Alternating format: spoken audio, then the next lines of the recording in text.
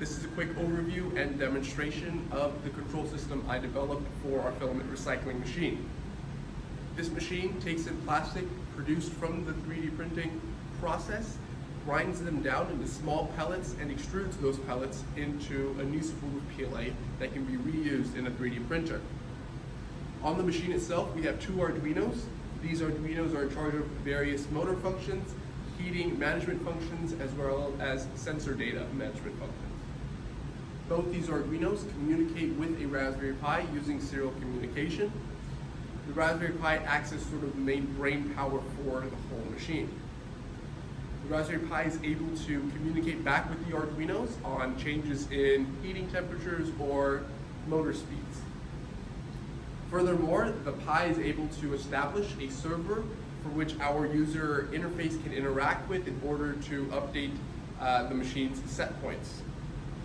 Finally, the Raspberry Pi is able to do several basic machine learning functions in order to automate the whole operation of the machine and keep the user stress-free.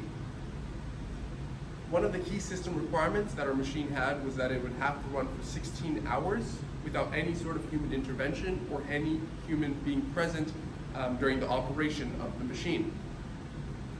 In order to develop a control system that would allow for that sort of mobility, we knew that we'd have to have a user interface that traveled with the user. This led me to develop an application on Xcode that runs on both iOS and iPadOS.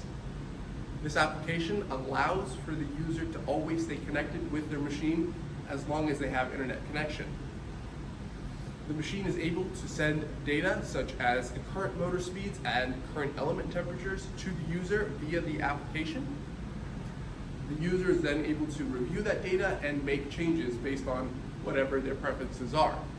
Once those changes are made, the machine would then implement them and try to achieve those set points.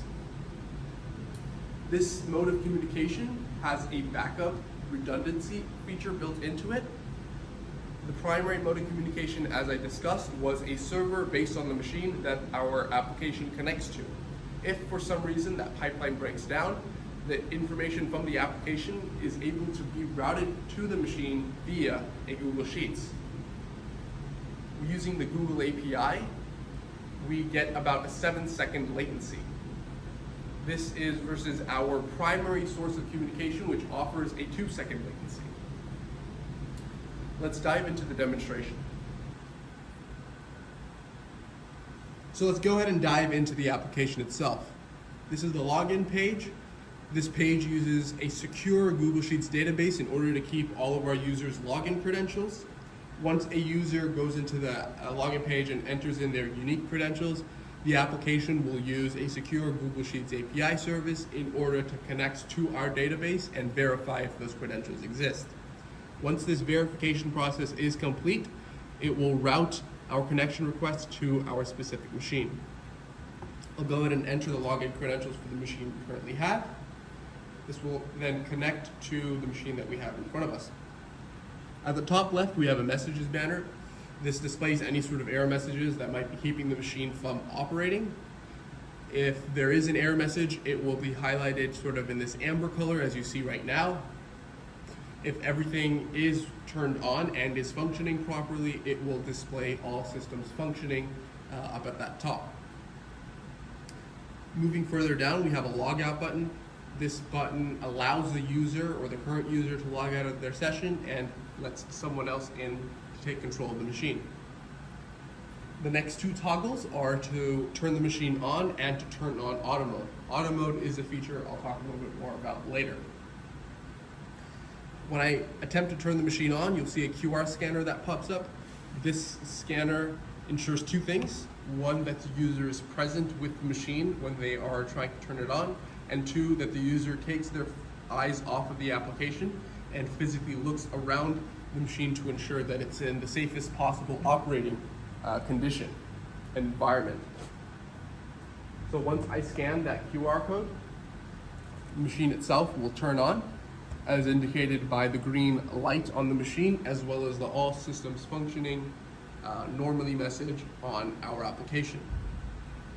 This allows us to go into the Machine Functions tab, which will give us more information on the current status of the machine, as well as ways we can manipulate certain functions.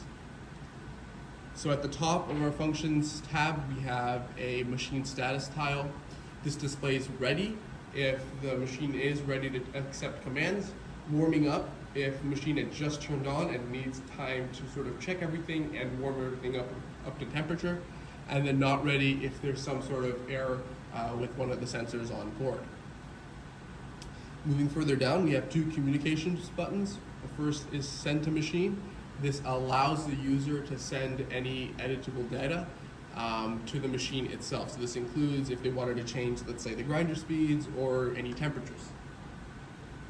Next to it, we have a stop button. If for some reason the user feels uneasy about the current situation the machine's in, they can press and hold that button for 2 seconds, and that will stop all operation. Further down, we have two tiles. The first is grinder speed.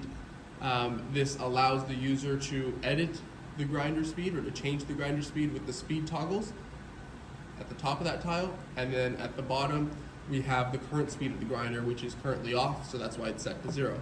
The same applies to the auger speed tile as well. As you can see, I can switch the speeds I want to set it to. Moving further down, we have an element temperature and extruder temperature tile. This allows us to first take a look at what the actual temperatures are within the machine itself, as well as set the temperatures using these toggles at the bottom of each tile. As you can see right now, our grinder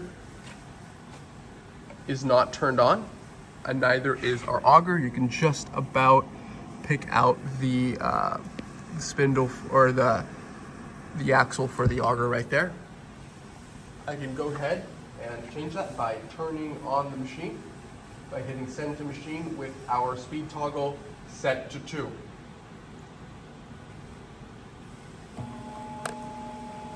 As you can see, the blades are starting to move. Our auger speed has also been changed to 2 as well, as that's what I've updated, and you can see the auger inside is also moving. We currently have our temperatures set to about 360 degrees for the extruder and 280 for the element temperature. Right now, our extruder is quickly approaching that speed and trying to hold that, that temperature setting. Our element temperature thermocouple has actually been malfunctioning for the past couple of days. I've had to bypass its safety cutoff feature in order to just for the sake of this demonstration.